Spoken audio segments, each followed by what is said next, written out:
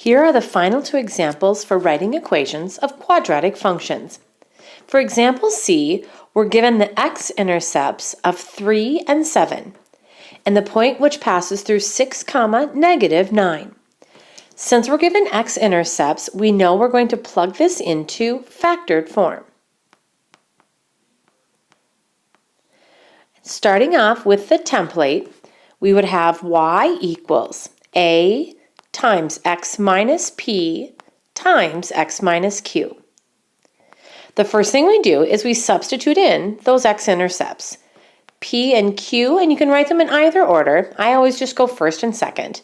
3 I'm going to put in the first parenthesis, and 7 will go in the second parenthesis. That will give us y equals a times x minus 3 times x minus 7. And then we utilize that point x, or 6, -9, and we'll substitute those in for x and y. That means I'll substitute in -9 on the left, and we have to plug in 6 two different times on the right. And now let's see what we get. We have -9 equals a times 6 minus 3 times 6 minus 7. The only variable left now is a.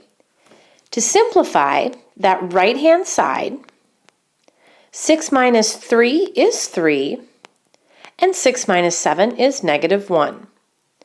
Multiply those together, and 3 times -1 would be -3. To get a by itself, just divide both sides by that -3. Cancels on the right. -9 divided by -3 would be +3. Once you know your a value, we actually take it and substitute it back in to that first row that we plugged numbers in. Your final answer should be y equals a, which is 3, and then in parentheses x minus 3 times x minus 7. Your quadratic function should always have an x and a y in the final answer. Example D on the right, we're given the vertex. This means we plug it into vertex form. And those are our only two choices, everybody. We either have factored form or vertex form. When we're given vertex form, the vertex takes on the h and the k values in our equation. Starting with the template, y equals a times x minus h squared plus k. We're going to substitute in 4 for h and -5 for k. That would give us y is equal to a times x minus 4 squared plus -5 would be -5. And then we have that point 113. So the extra point is always going to be our x and our y value. So we're going to substitute in 13 on the left and 1 on the right. And that will give us 13 equals a times 1 minus 4 squared minus 5. I'm just going to kind of divvy up this space right here so that we don't mix them up.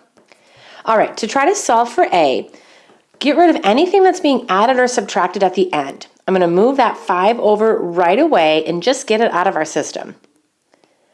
13 plus 5 would be 18. A, and then in the parenthesis, 1 minus 4 is -3. But remember, we need to square that.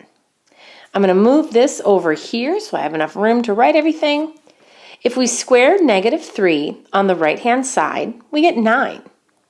-3 times -3 is +9. To get a by itself now, just divide, like we did before. 18 divided by 9 is 2, and there's your a value.